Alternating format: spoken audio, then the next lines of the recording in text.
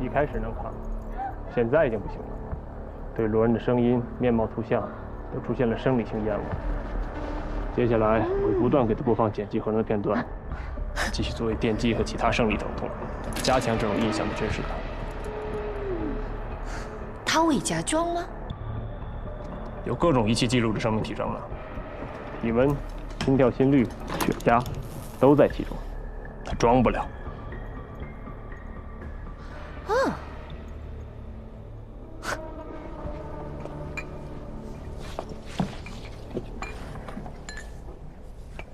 喂，你们都进来了？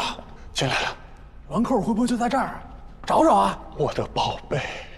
哎，我们梅花门的宝贝。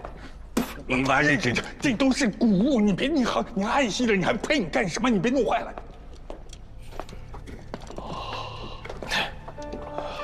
哦，轻拿轻放，轻拿轻放啊！别碰着了啊！我不是说你，我说东西别碰，别碰坏了。知道了。小心点，小心点，小心点，轻点，轻点，轻点，轻点，轻点。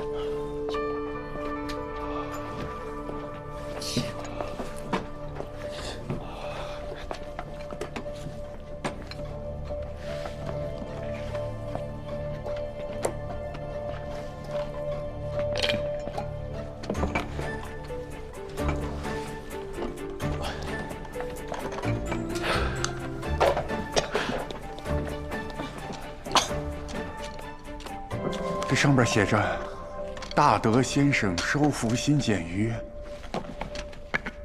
凤子岭，是在凤子岭。凤子岭啊，然后藏于凤子岭古树之下，安排其他弟子武的戒备，文的关心，以防新简再次作乱。这安排的还挺科学的。和新简对战之后，有5个弟子昏迷数日。”恐忧性命，将不活于世。7日之后，又无大碍。活不了了，7天之后又无大碍，这什么意思啊？是不是收服过程中受伤了？没有啊，大德先生说这儿他们都无伤无碍。看来大德先生自己也不太清楚，这到底是怎么回事儿。讽刺！哎，我这儿好像写的是解决方法呀，你们过来看看。你们看啊，大德积而分之，积而分之，就是打散的意思啊。行。然后刺其眉心，以血点染，持木以底，引之于目，就是说用那个不朽之木染血去戳眉心，就那么简单吗？我这儿也有，800多年前的。我看不大懂啊，反正好像是说把不朽之木插到那个放新简的水里，然后滴血，他怕血就自己跑到那个不朽之木里了。我反正是这么理解啊。理解的对呀，就这意思。方法不同，但原理一致。如果把不朽之木比作容器，都是新简困进去，再用凤凰卵口落锁。还有我这个，我这里边提到了一个什么长大，这个是梅花易照写给林风儿的。你看，近来观新简收服状况不定，每出者长，较之前回愈见扩大。刚才我们在壁画上看到的新简，也跟现在差不多大呀。每出者长，愈见扩大。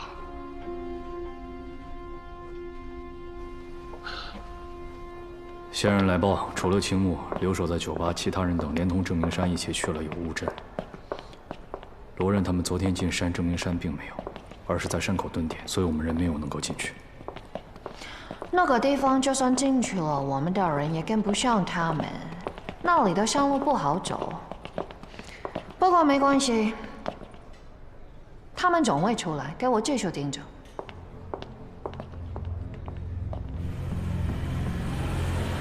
凤子岭是新简最后封印的地方，应该也是不朽之木和凤凰卵库最后出现的地方。大师兄，沈先生想多留几天，研究一下牌楼里的资料。麻烦你多加照应，我们去凤子岭，大家分头行动。这缝子里这片这么大，梅花一照他们进来一去不归，也没留下个藏污地点，咱们怎么找呀？留下来也没用。你想啊，新简已经被放出来了，说明这个藏污地点已经被动过了。虽然咱们这次来是要找凤凰卵扣，但主要目的是让猎豹相信咱们找到了凤凰卵扣。那这意思，咱得演场戏。原来是这样。喂，游客，前面的游客，等一下。游客，来个导游吧，导游。我姓丁，叫我丁老九就行了。我在这地方啊，导游已经30多年了。这地方还需要导游？美女啊，这你就不知道了。我们这个地方旅游资源是非常丰富的，就是没被开发呀。这个县里啊，有了规划了，马上就要启动了。这个旅游局的人呢，还专门咨询过我呢。我们家祖祖辈辈生活在这儿，有什么传说啊、典故啊，没有我不精通的。你们选我啊，没错，1人20，陪进陪出，不贵吧？走。来，老婆。来水。好，来，跟我来吧。这不添乱吗？你比谁都能添乱。100万。罗人出100万，在峡谷关一带的古董行求购凤凰卵扣，消息已经传开了。这是他放出的图样，据说怕人造假，只给出了外口图，内口纹样不详。这就是历代星君的噩梦，凤凰卵扣。他们离开野雾山之后，去了峡谷关一个叫凤子岭的地方。我们打听过，几十年前那一带山洪爆发，的确冲出了不少古物，有很多古董商都在那收过货。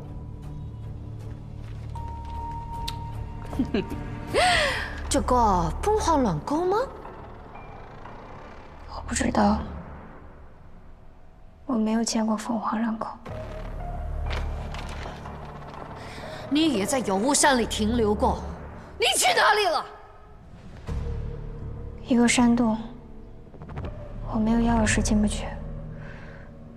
师傅说要等报信人。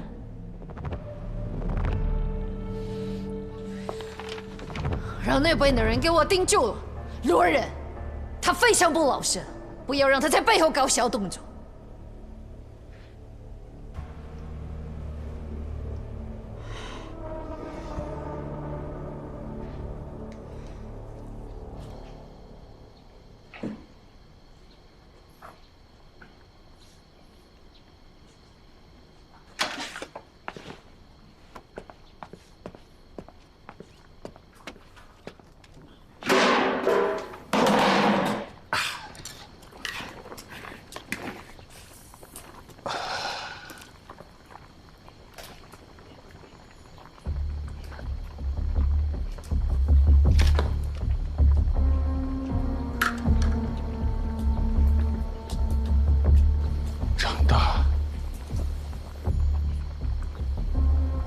我明白什么是长大了，我明白什么是长大了。走，我明白长大是什么意思了，我明白长大是什么意思了。喂，邵老伯，我终于明白长大是什么意思了。长大是指范那边的。官司牌楼里有3次收复新简的记录。分别是鄱阳子时期、800多年前和梅花一照时期。神棍发现的具体地点连线的都是古7字形，并且跨越的地理范围也越来越大。就是说，这七星一体总是会形成一定的形状。难道他们调整相对的位置，形成固定形状，就叫七星归位？我也在网上查了一下，天魁七星在国外被称作伊尔他星座，每隔280年。我们就会近距离暴露在伊尔他星座的辐射范围内。现在刚好处于这个暴露周期，而且即将到达辐射最高点。280年，梅花一照那个时期，距今有200-300年吧？是不是就是280年？那他们是不是也在暴露期啊？不止，3次收复新检，都在暴露周期内。那近距离被辐射会不会怎样呢？我猜测，近距离的高能辐射能给新检充能。你是说新检是在接收母星的能量？很有可能。也许，这就是所谓的长大。要是一直长大，得多吓人啊！总之，找到凤凰卵扣至关重要，它才是终结一切的大杀器。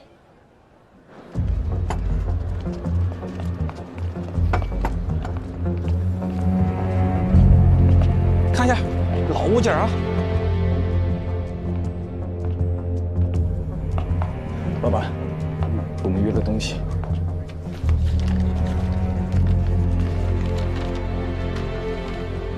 这个我真没见过。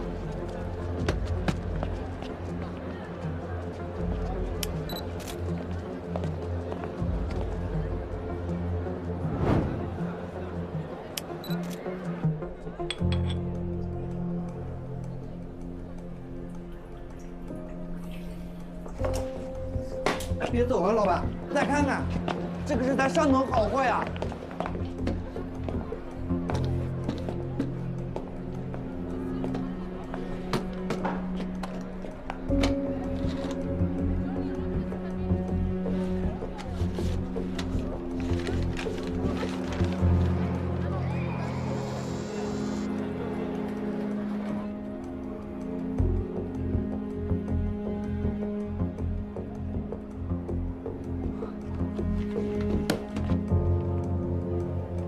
老板，帮我寄到利息，价格好说。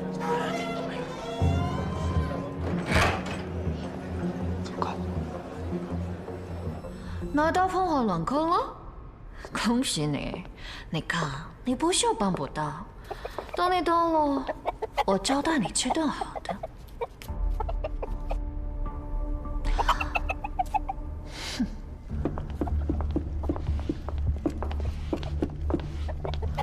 Fatting up this chicken. I'm gonna give it as a gift for my friend. Okay? OK。啊。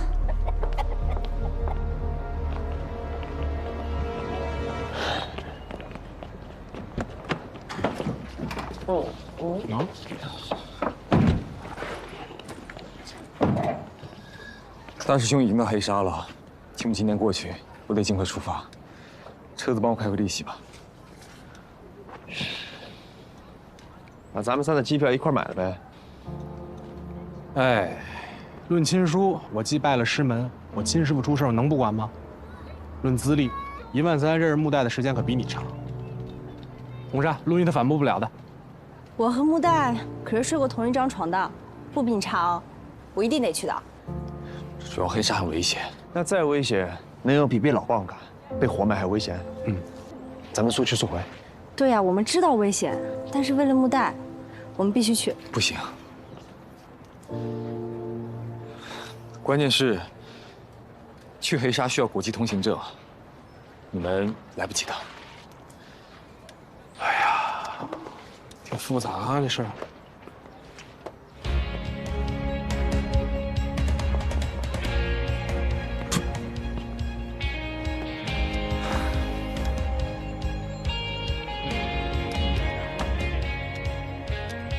别打了，大哥，我真的传说了，我真的传说。大小姐，他都招了。他爷爷40多年前的确在凤子岭一带收过3枚凤凰卵扣。罗任听到的时候很兴奋，多给了2万，要求他配合演戏，假装在这里不欢而散。说重点，盒子在哪？罗任没经手，他让古董商以生鲜快递的名义。快递给了在利息的青木，里面还放了张卡片。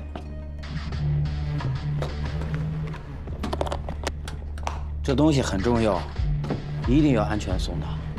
好，请放心。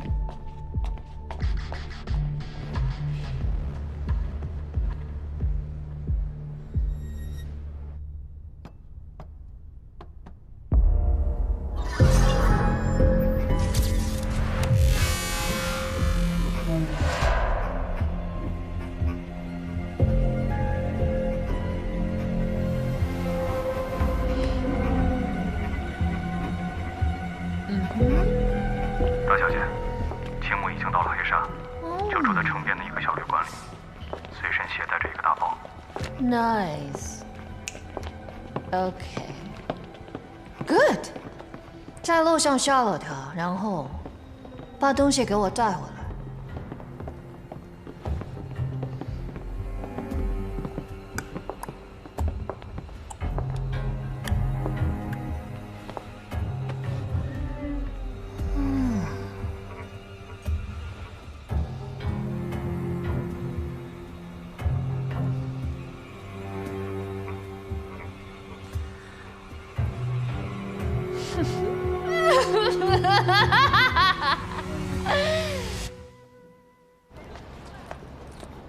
青木出酒店了，准备上出租车。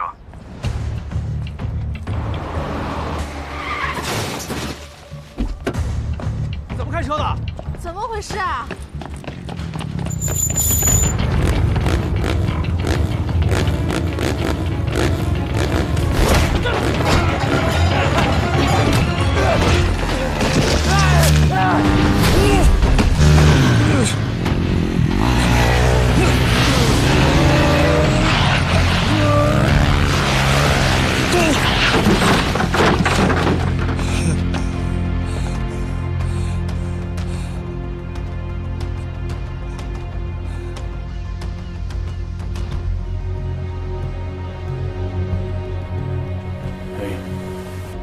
你瞅瞅都哪儿家伙呢？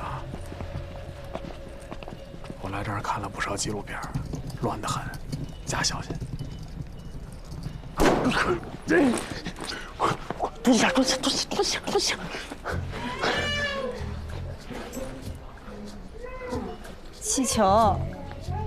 气球，快进来！快走。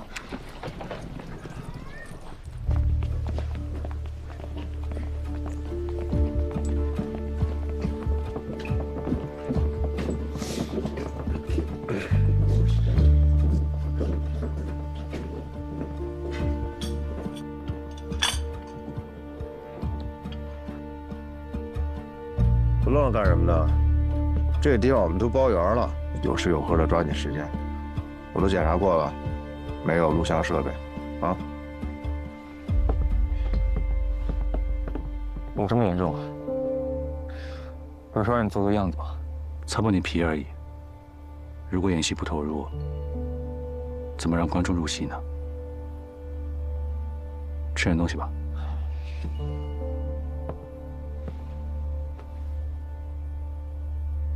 别帮我拿个东西吧。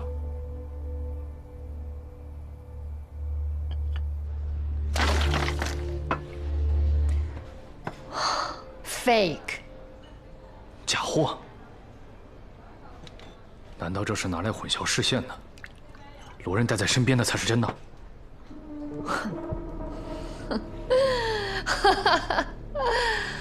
他也知道。如果交易前东西被我劫走，他就没有筹码了。行了，你先去吧。来，interesting。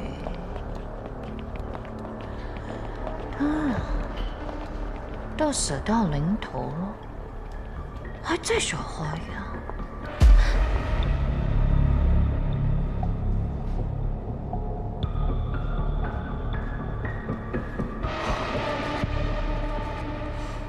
还是感觉不太像啊。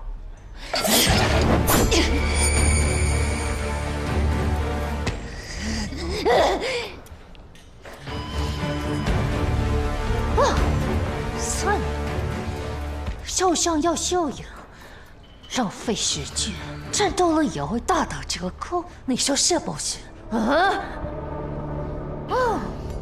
那样就不好玩了。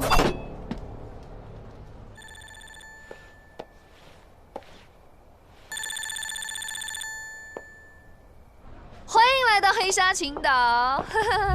消息挺灵通啊，我才刚到，就收到你问候。我等不及了。凌晨3点半一个人来 ，See you then。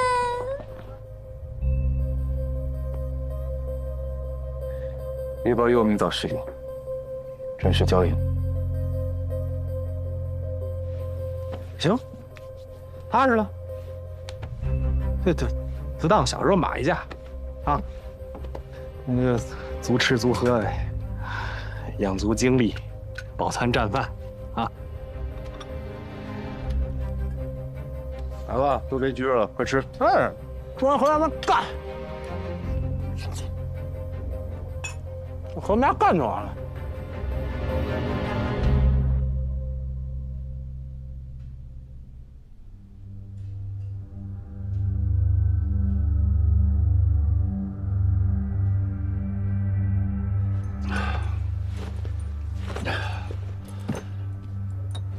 兄弟们，我一想到明天，我心里就那个痛快。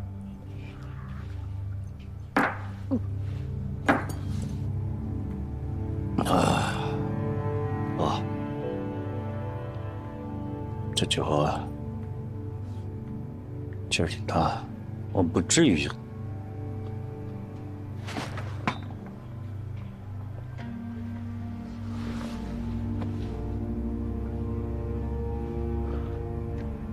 你说的对，就这点酒，怎么可能灌倒你啊？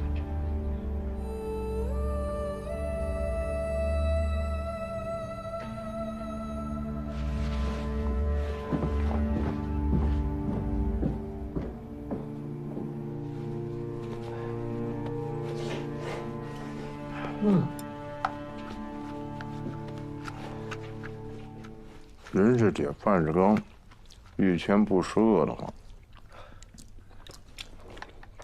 受伤了就得多吃东西啊！瞧你瘦的。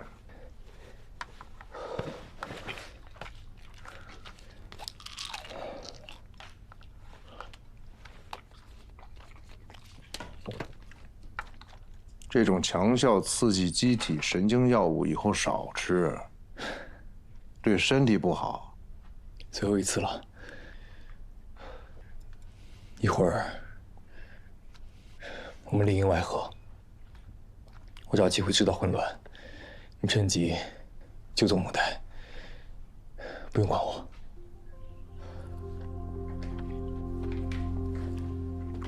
你呀，还挺有意思，把自己兄弟都放倒了，跟我这个外人合作，信得过我啊？你也看到了。他奔着玩命去的，我不让他冒险了。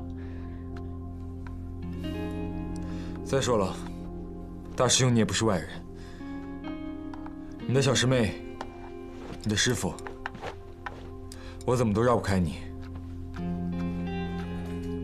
哎呀，你这么一走，他们可怎么办啊？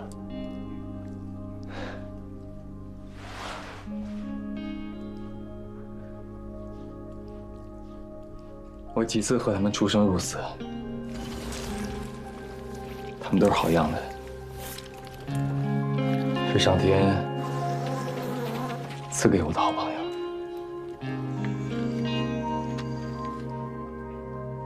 但这次不一样，猎豹是亡命徒，他们连枪都没有见过，你知道的。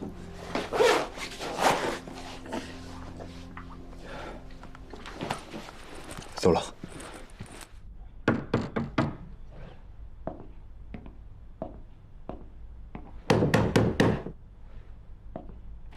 谁啊？快都别睡了，快出来！怎么了？怎么了？师傅，出事了。大家有什么想法都说说。想法？罗任和猎豹血海深仇，但是这账上趴着我师傅，还有我太师傅，还曹放。他要想绕开我，我觉得没道理。大师兄，罗任的情我们是领的，我们也知道很危险，但是总不能让我们坐在这儿干等他吧？说句不怕你笑话的，我们就算去了什么都不做，站在旁边，使阴招，都能帮得上忙。嘿，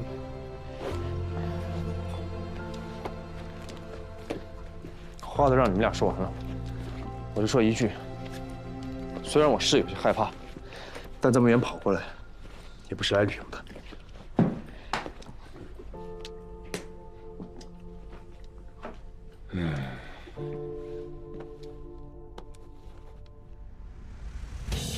收拾收拾，出发。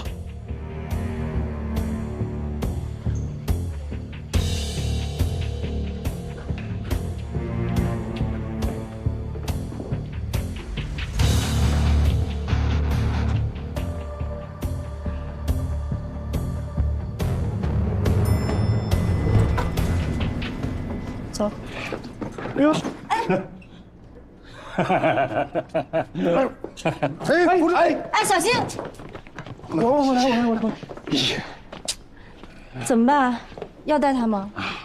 咱师门不是讲究吗？甭管在什么地儿、什么时间，恰好遇到啥人，都是缘法。这么大的药量，都把人弄晕，把他带上吧，保护好他。走。这精神状态能行吗？好好的，请我啊。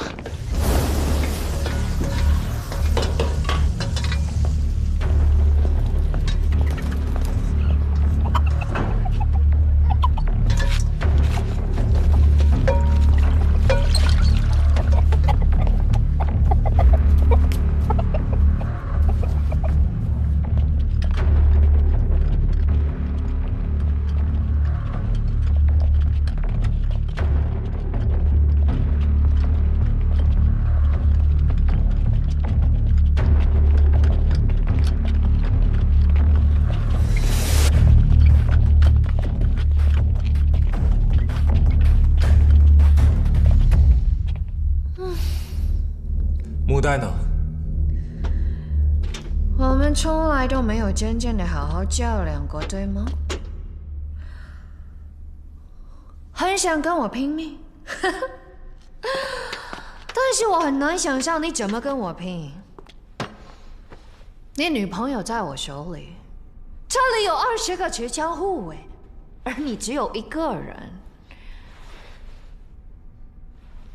你知道我身上有信件。我真的很期待你晚上的表现。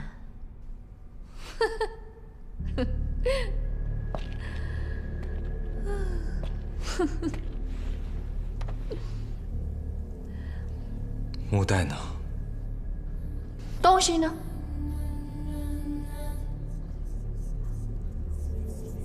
啊！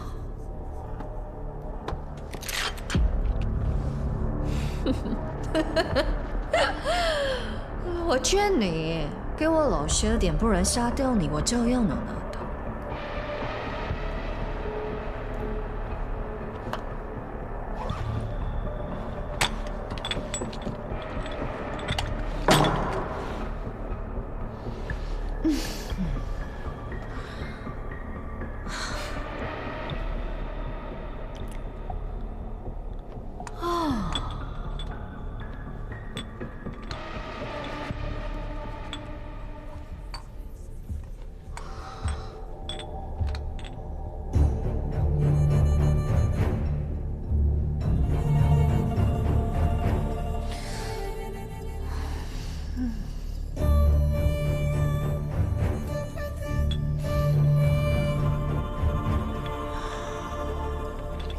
青木首领是假的，你这个也是假的。你忙前忙后都是做给我看的，想让我以为你手里真的有牌。是真的。还嘴硬？嗯？你凭什么觉得它是假的呀？你难道见过真的？碰换冷扣对信件有强大的抑制作用。如果是真的，离我稍微近一点，我都会感到很不舒服。这样啊？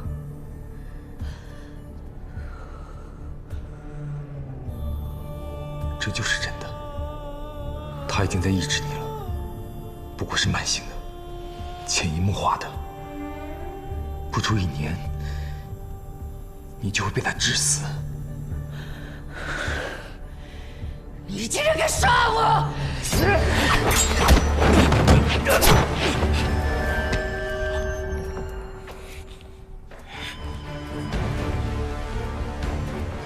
这个就是真的凤凰鸾口。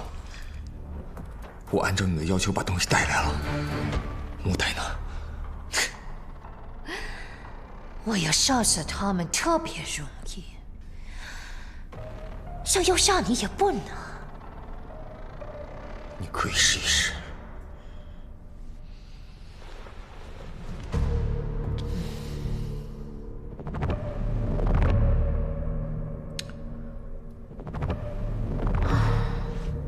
看看吧。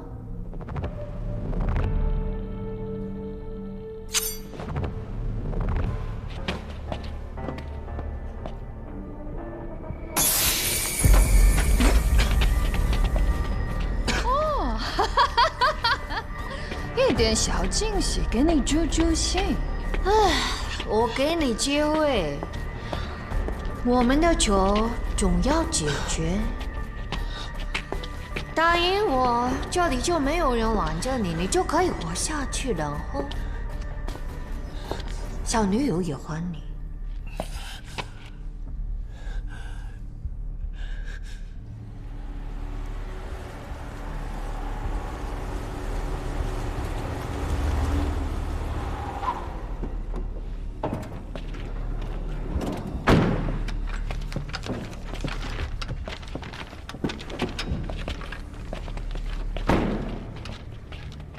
哎，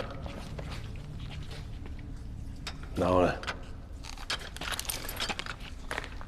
刘半三，你留下来看着车和青木，随时接应我们出来撤退。你就别去了。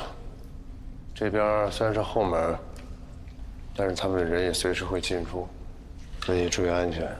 啊。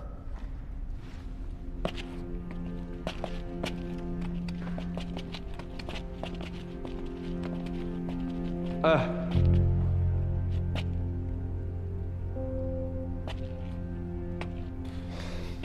走了。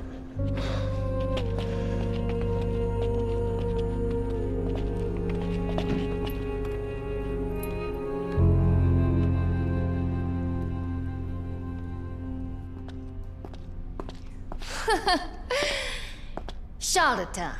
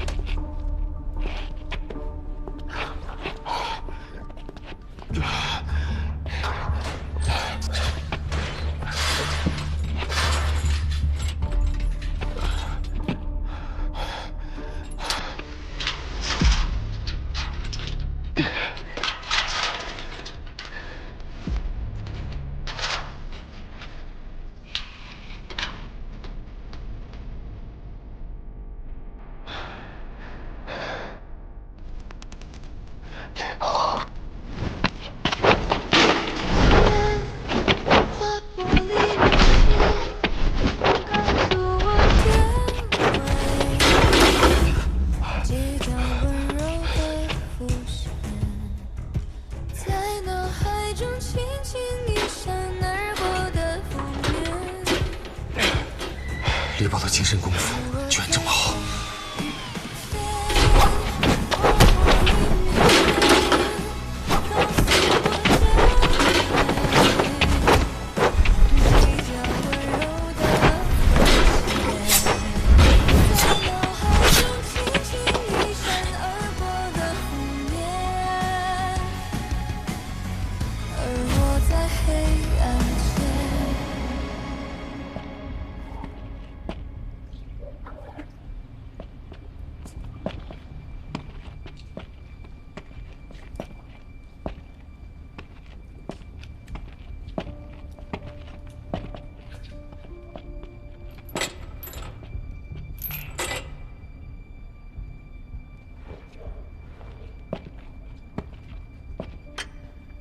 主力都在里边了，门也锁了。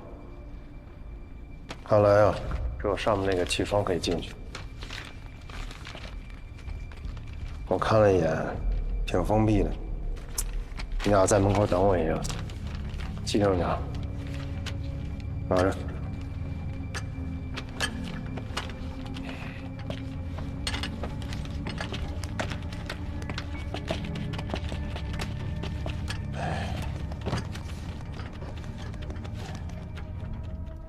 我看什么？您轻功得比我师傅强吧？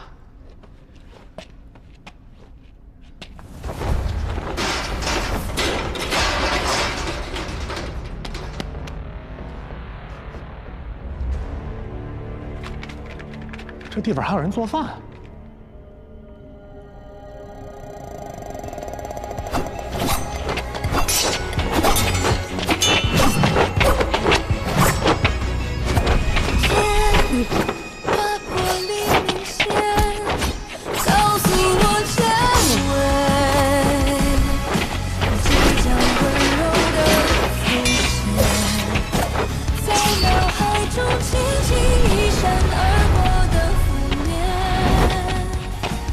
他怎么会是木代的招式？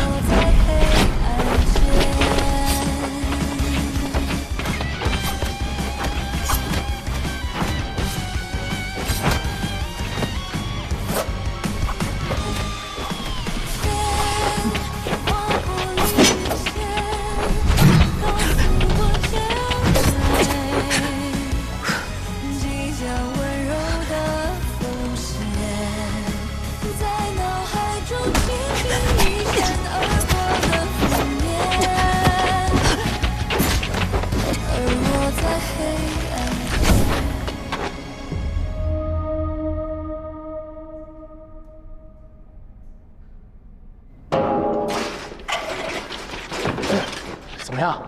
从上面能看到大概的方位，兵力主要集中在铁楼那边。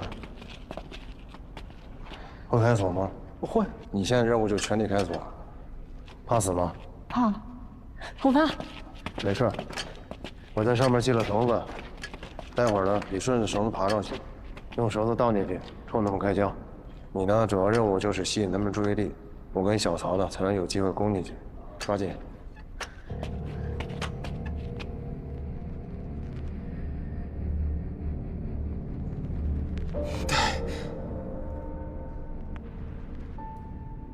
Charlotte。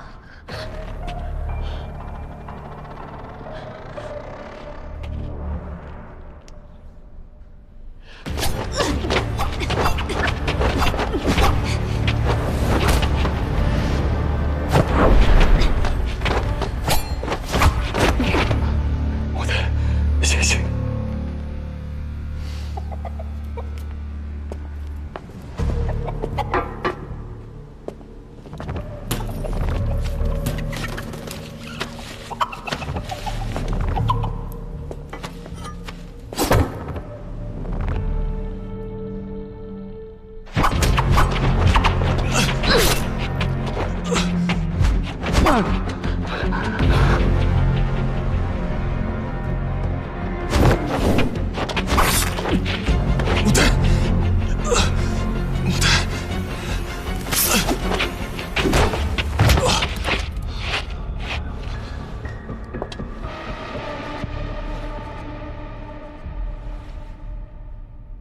给我杀了他！木队，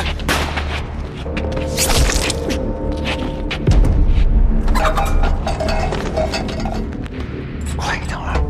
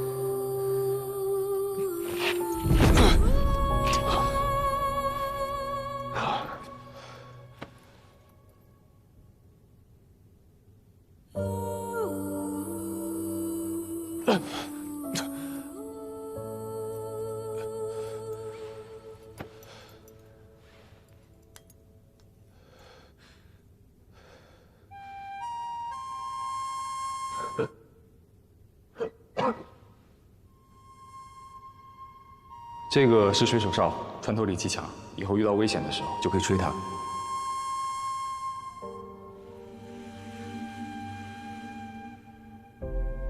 你给你吹个好听的。你怎么做到的？为什么我只能吹出哨音？不告诉你，世上独一家。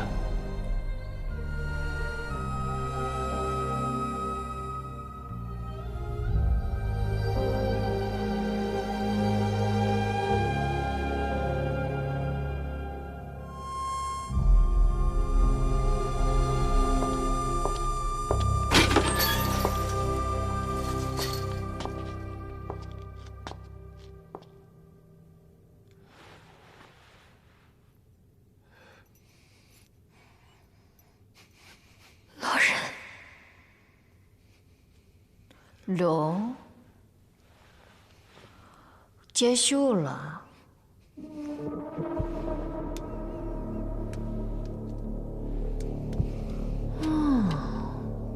你写到临头还要紧握匕首，是想趁我不备杀了我？哦，我也给你准备了个惊喜，我给你的小女友。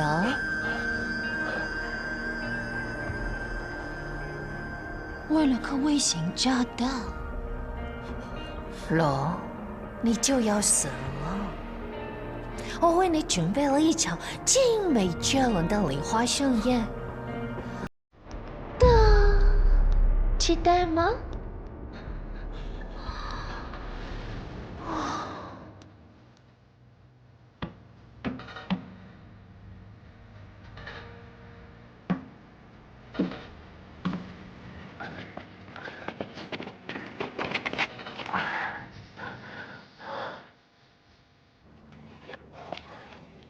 哎，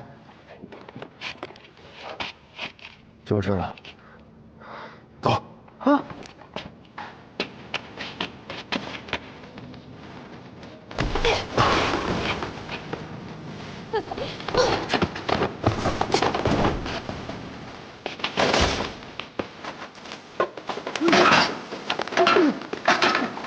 哎。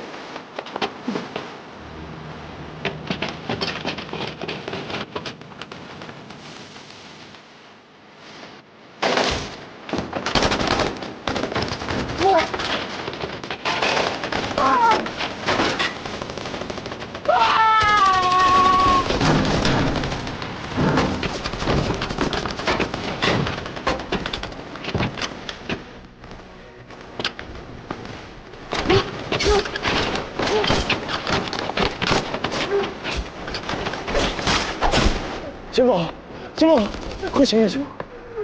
金某，金某，金某，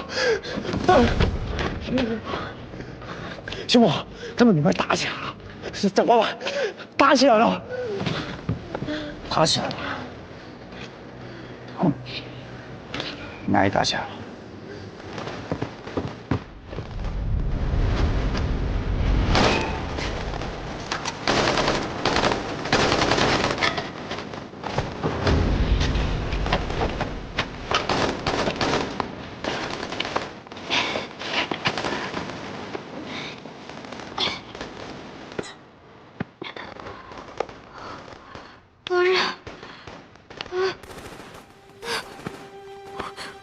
我帮你啊！对不起，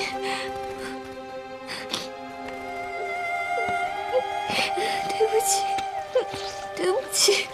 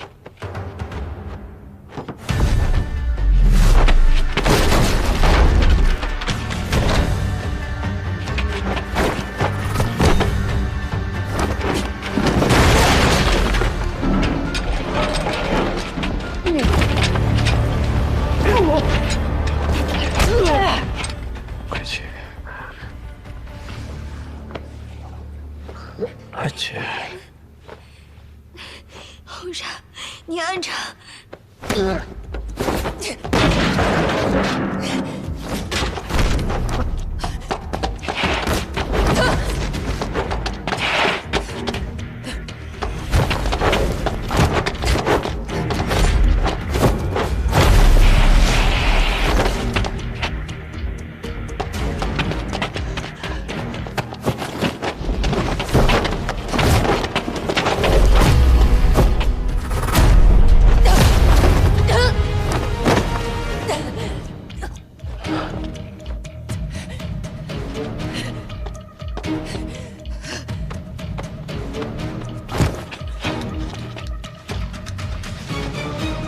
犯我师门，我弄死你！小曹，回来！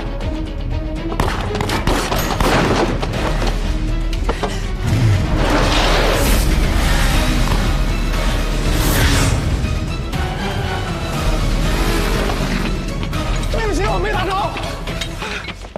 没打着。刚才你的猎豹身上搜到什么东西没有？啊！还他妈什么什么！刚才我估计我要拉倒，我全给他偷了。哎，赶快叫113把车开过来，有人快不行了，快点！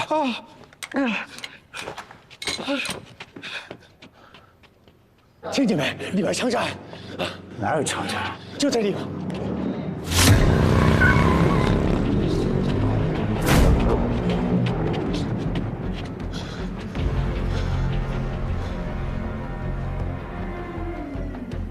猎豹，追得上吗？啊！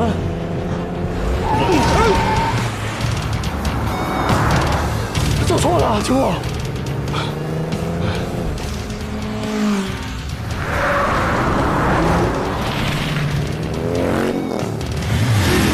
哎，秋木，抓紧了！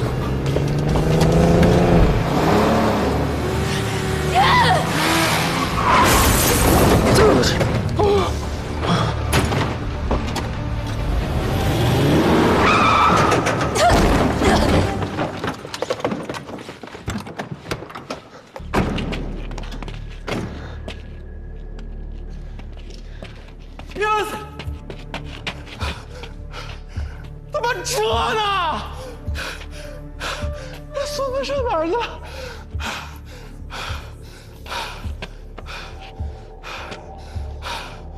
他不会是死了吧？啊！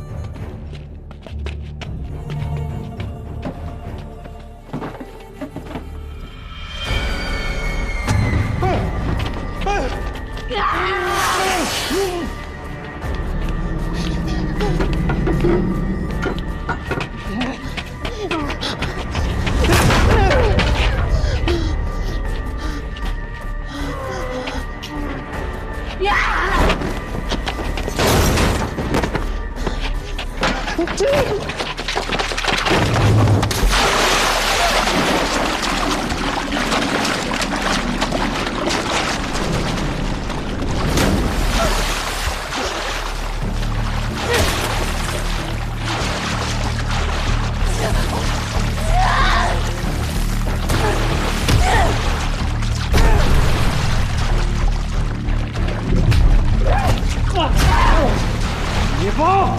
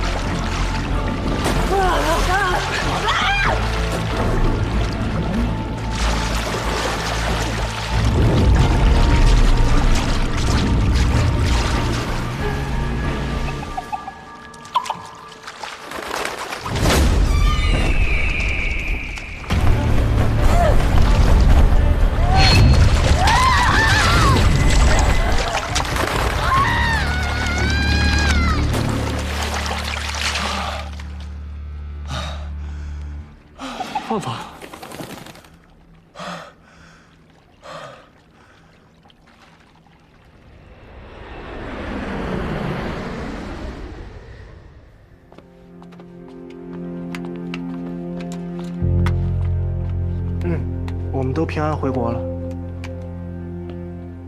不太好。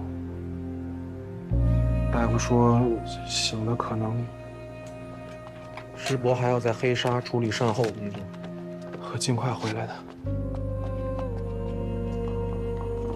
小刀哥哥呢？我小刀哥哥呢？他怎么帮我了？睡。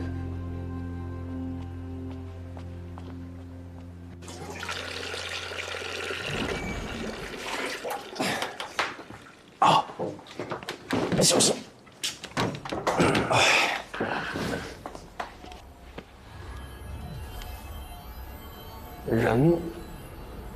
这人有的时候是真不是人呐。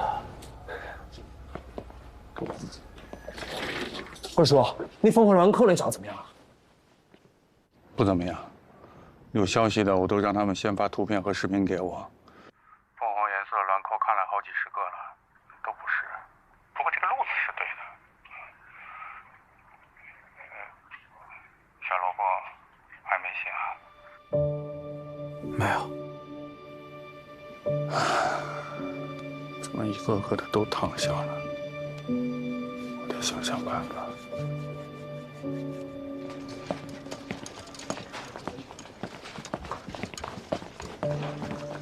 又来看男朋友啊？嗯。听说男朋友好像再也醒不过来了。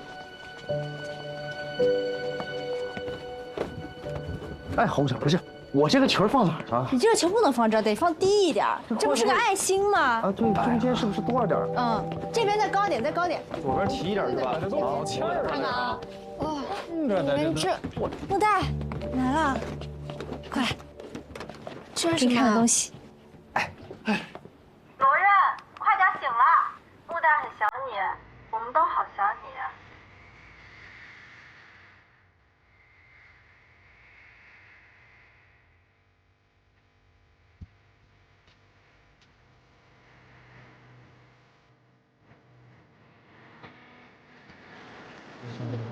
谢谢咱凤凰楼啊！记得下次再来，带朋友来我们打车。啊，我知道，你也是。那边比较舒服，多点香菜是吧？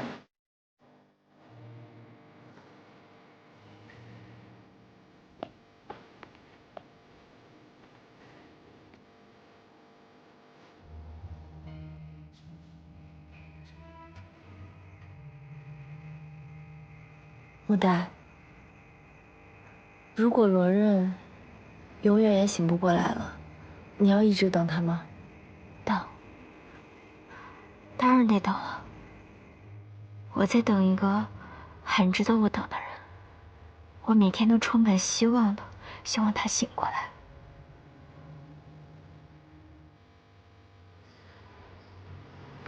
罗刃，你知道吗？猎豹已经瘫痪了，没有正常人的行动能力，送去了维稳组织，之后就要判刑入狱。塔莎回西澳了，大师兄联系他现在的监护人，给他找了一间最好的康复中心，做了精神测试，但是很不理想，短时间内回归不了生活了。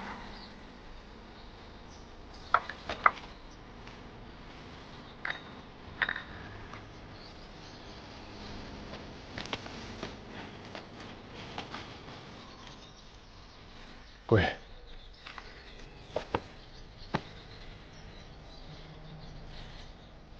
拜。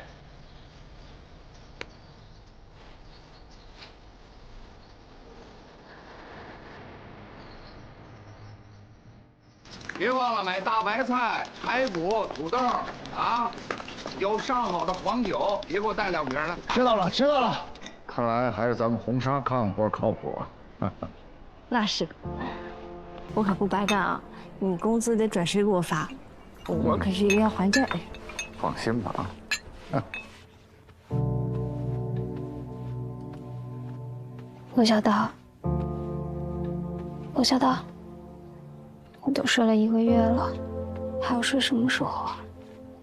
你说，我要是哪天习惯了，10天半个月才来看你一次，怎么办？7夕之书快到了，你可不能再睡，我们还等着你带我们抓第7根新钱呢。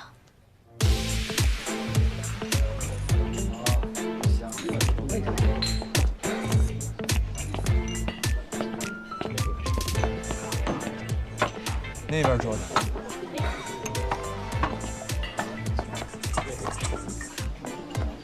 哎，青木。啊，我罗哥咋了？我听不见，我罗哥怎么了？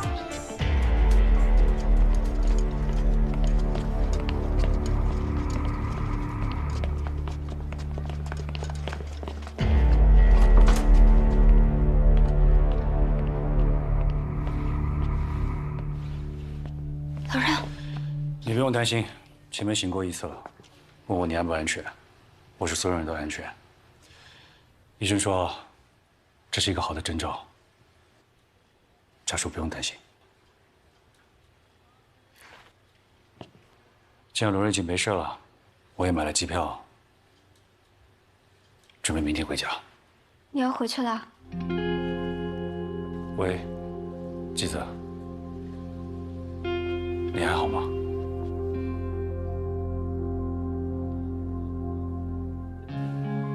希望你跟罗仁快乐幸福。我把他交给你了。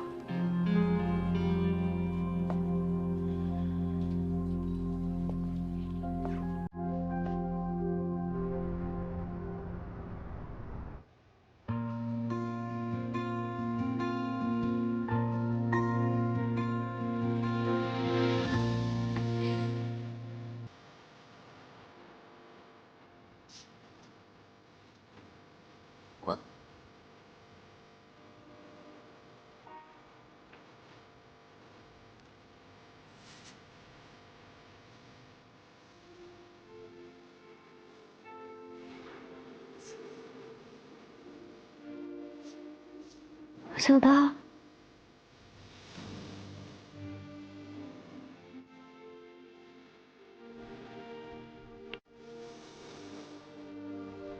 瘦了，瘦好多。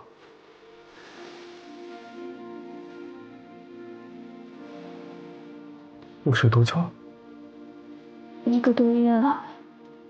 你饿吗？想吃饭吗？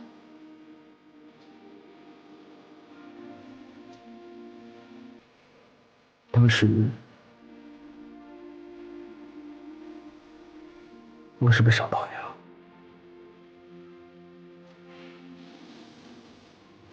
咱们那是生死之战，我这点小伤不算什么，早就好。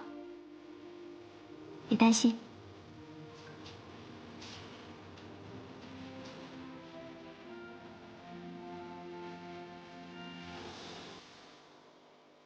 疼不疼？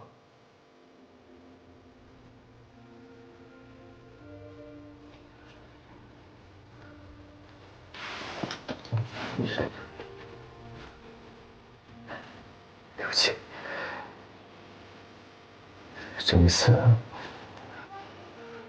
我做的不好。你千万别说对不起，你已经做得很好了。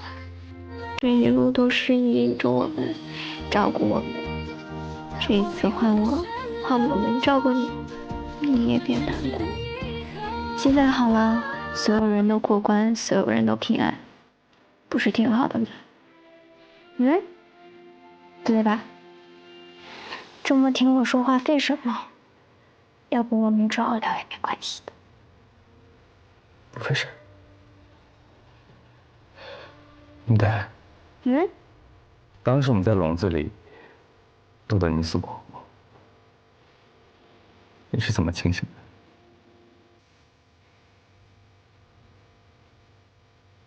我把黑木蛋交出来了。我被关的地方能看到信号塔，我测算了一下，信号3秒一次，非常方便辅助催眠。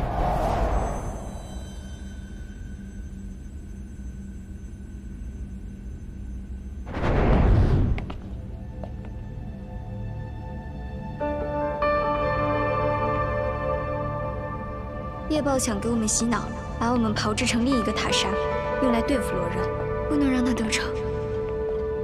当然不能。好在，他不知道这个世上有我。你太累了，坐下来吧。来，猎豹不是那么好瞒的，假装被洗脑不可能。所以，你我之间，一个人沉睡，另一个人接受洗脑。 就是没想通，这个解开催眠的钥匙是什么？罗人的少犬，他说过，这世上有一家。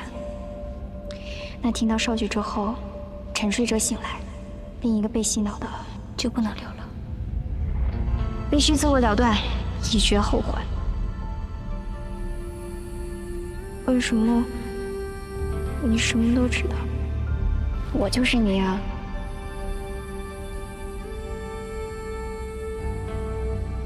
洗脑挺难受的，我来吧。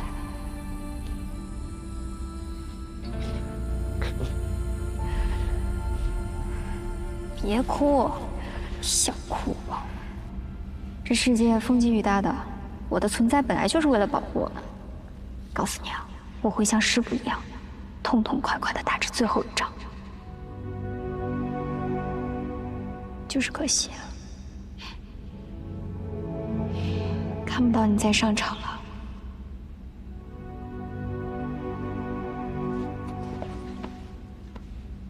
不要怕哦，你是坚不可摧的，你会活着回来的。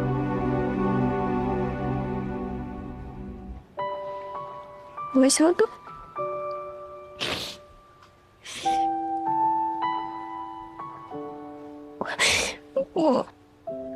我好想他。有的时候我半夜醒过来都觉得好寂寞，感觉好像自己身体的一部分被撕裂出去了。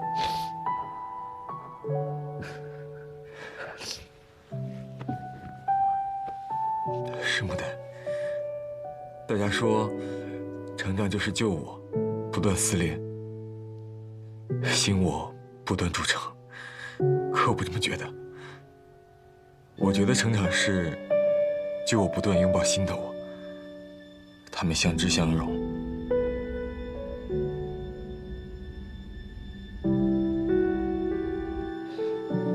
牡丹，他就是你，你就是他，他从未消失过。 他只是选择不再出现而已。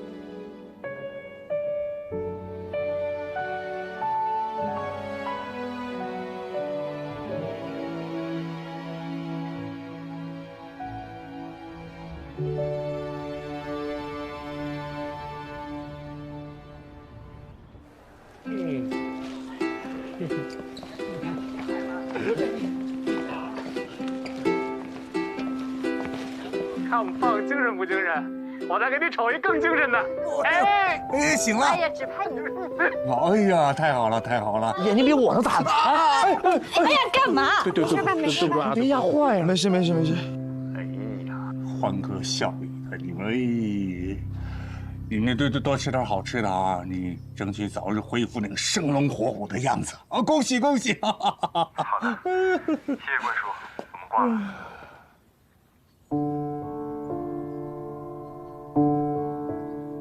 马王老哥，你快点醒过来呀！我做的东西呀，真没您做的好吃。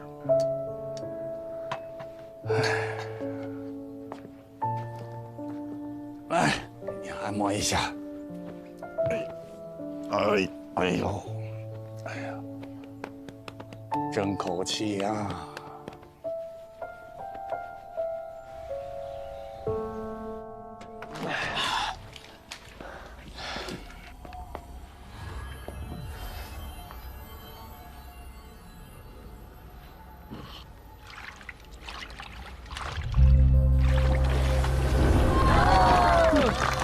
谢谢大家。猴哥算的对不对？对。节目演的好不好？好。接下来表演一个更厉害的狗识字，我们让狗啊从这些字中雕出喜字儿。哎，这不那狗吗？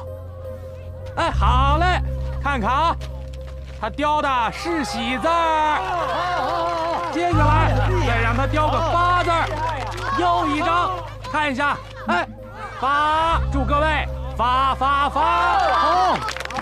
哎，不对呀，这狗鼻子贼灵，谁知道这纸上是不是抹了什么味儿啊？哎，就是啊，康啊，哪个年代都有像你这样的人，这叫有探知精神。好，这位兄弟，您说怎么样啊？让我写，这狗要是还能认字啊，我输一枚银饺子。哎，那不行，谁知道是不是你和班主串通好的？哎，是，各位给支个招啊。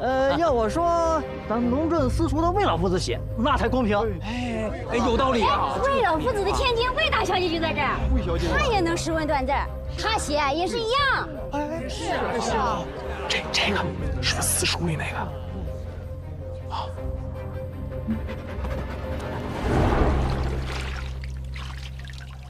又是狗，还是一认字的。这虽说这个好狗的智力能达到小孩的水平，但是认识字儿这过了吧？也说不准，没准就是在那纸上抹了什么味道。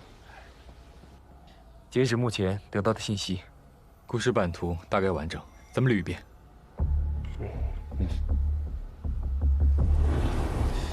首先，在一个叫陇镇的地方，有个私塾是魏老夫子开的。他家有个姑娘识文断字。这一天，镇上有戏班表演，其中一个环节叫识字拳。围观群众质疑真实性，请了魏姑娘过来写字在册。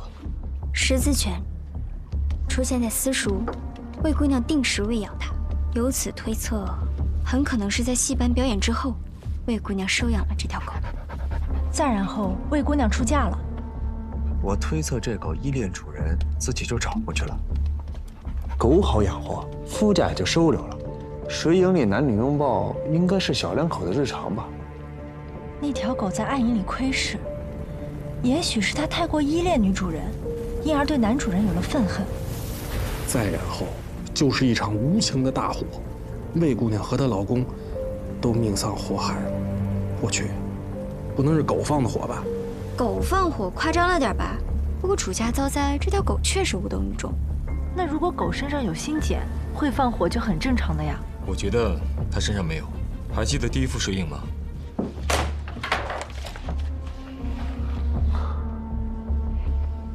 哈，这地势山线，之前看的时还没看出来，这不就是凤子岭吗？现在我们知道，大概280年前，梅花一照等人前往凤子岭去封印新茧，而识字犬的年代是出现在100年以前。结合这张图，更像是主人家遭难之后，识字犬到处流浪，后面不知道什么原因，在凤子岭的时候，打开了凤凰卵口，放出了新茧。哎，你们记不记得，当时我们去凤子里，丁老九说过，那一带有一只活了很久的老狗。我爹说啊，小的时候他就见到过。你说他多大年纪了？哈哈，那老狗啊，鬼精鬼精的。不过不要怕啊。20多年前被我的一个客人给打死了。这么老，不会就是水影里的那只狗吧？这次信息量好大啊！我这刚搜了一下，也没发现有个叫陇镇的地方。这很正常。我师父生前想和来城的烧刀子，但是我们一查，来城就不叫这个名了，很多城市也不再沿用旧名了。这个好办，交给万烽火。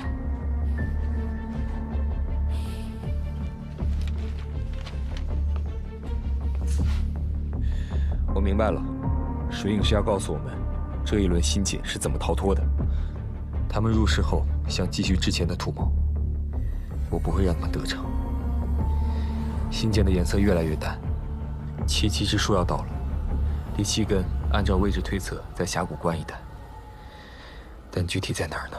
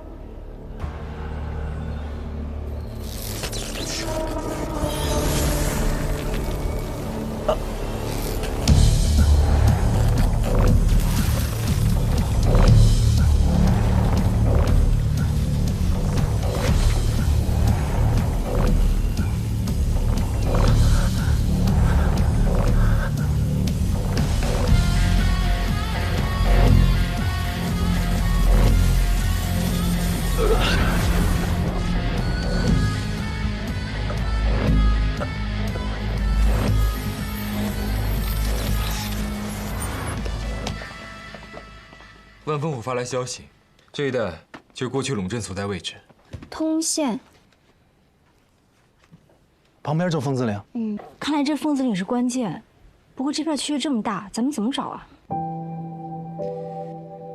走一步看一步吧，大家回去准备一下，尽快出发。你们这次去几天啊？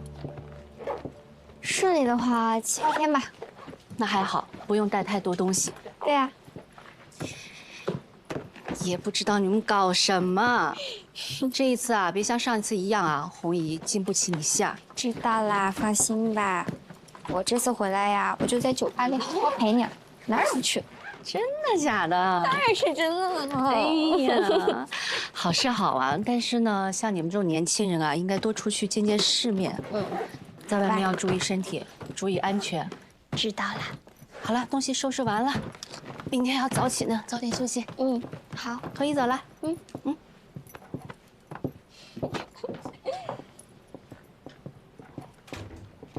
哎。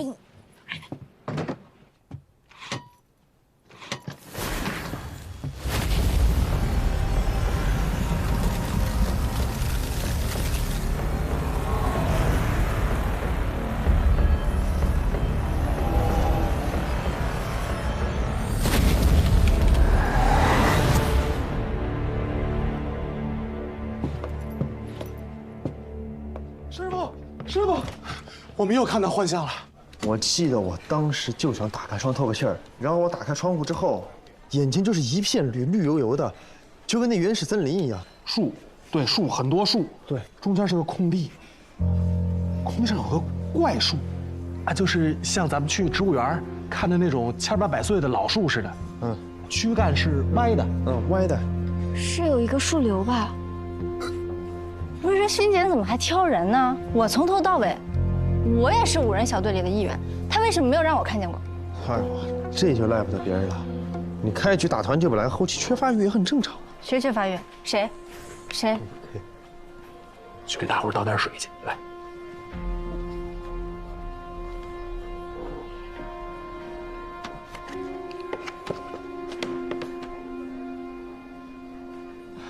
果然是凤子岭。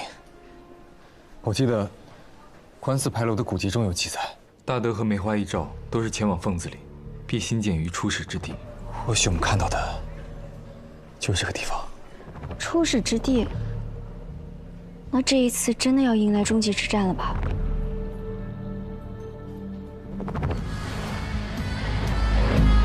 根据这次幻象啊，这第7根心弦，难道在凤子岭？这观星台上啊，第7根它是从来没有亮过。难道它从来没有被激活，也从来没有离开？也正常，7个瓦里总得有一个宅的吧，不愿意多窝。那又或者是动不了呢？也许出场设置就决定了，第7根心弦没办法离开出始之地。小三三，你脑子很灵光的嘛？还有这个可能？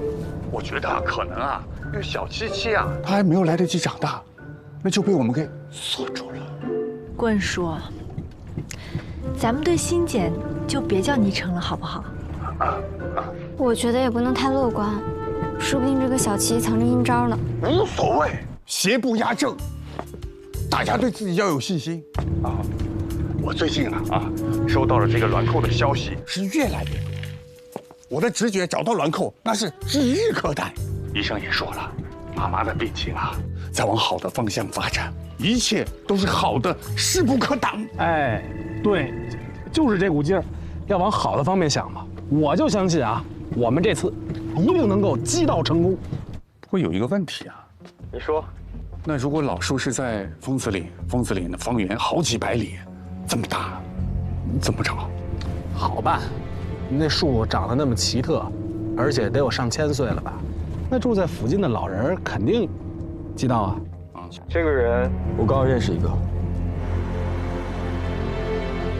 你说那个老树这山里边山高林密，唯独那一块儿，它寸草不生就它活着。你们这么一说，让我倒想起来了。累了，金老师为什么这次走的比上次还难走而且变冷了还？进深山了嘛，这海拔高了呀。这山里的气候它很怪的，什么6月飘雪腊月抽烟啊，什么稀奇的事都有。你怎么样？有人说了，没事吧？那个什么凶星落地，破了地脉了啊！什么凶星啊，封建迷信都是，那就是怕人进了那个山里啊，遇到危险，所以编出这个故事来骗人的。哎，当心啊，当心当心！要是真有凶星啊，哎，咱现在的日子有那么红火吗？来，跟上，跟上啊！哎，还得往上爬呢，再歇会儿，歇会儿。哎，我呢，有个小目标，就是把我这个生意啊，做出品质来。上回不是和你们拍照了吗？我每带一个团队都要拍照，留个念。我让你们瞧瞧。哎，你们看，啊，这是我年轻的时候拍的。都是用胶卷拍的，好几十年了。这个人好熟悉啊！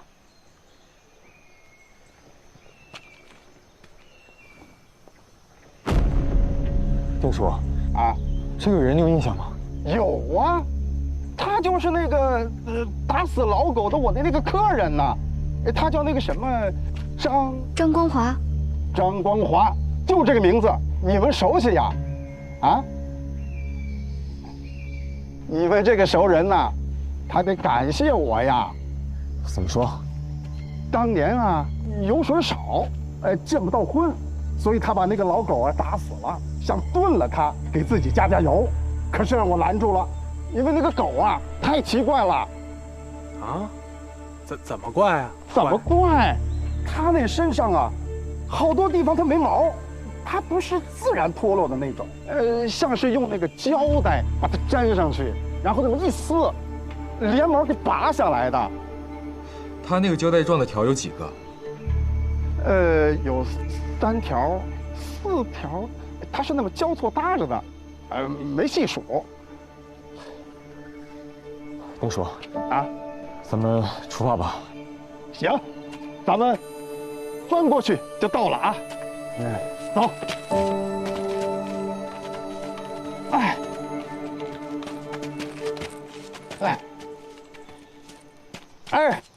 哎，你看，哎，到了，就这棵树，哎，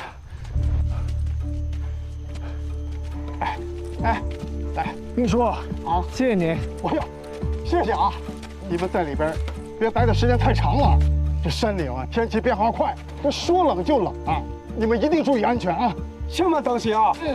哎，一定注意！哎，当心，千万小心啊！看来，那狗就是十字犬。它流落在山中，机缘巧合下，打开了心茧的封印，一直活着。根据过往的经验，极有可能是心茧自行选择了张光华，否则他一个普通人是对付不了心茧狗的。具体有几根爪上的张光华就不好说了。如果张光华有2根心茧的话，那落水之后遗失了1根给刘树海，那他就还剩1根，那他就有可能还活着。如果他身上还有心茧，现在只剩下第7根了。走吧，到了验证的时候了。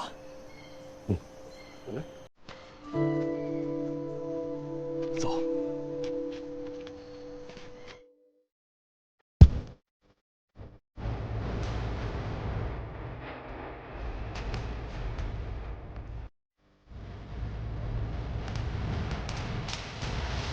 天划破黎明线，告诉我前卫，即将温柔的浮现，在脑海中轻轻一闪而过的封面，而我在黑暗前，认得守着分2面，一面是注意，一面在等你。这场游戏始终没结局，踏着走过的痕迹。你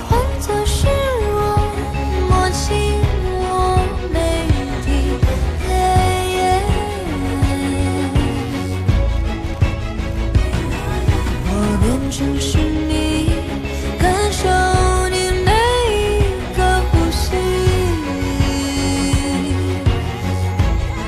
然后继续渐行天，划破黎明线，告诉我结尾，即将温柔的浮现，在脑海中轻轻一闪而过的敷衍，而我在黑暗间划破黎明线，告诉我结尾，即将温柔的浮现，在脑海中轻轻一闪而过的拂面，而我在黑暗间。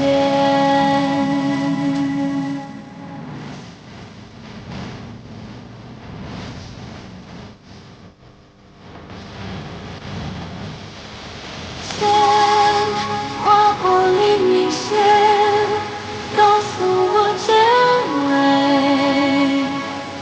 即将温柔的浮现，在脑海中轻轻一闪而过的拂面，而我在黑暗间。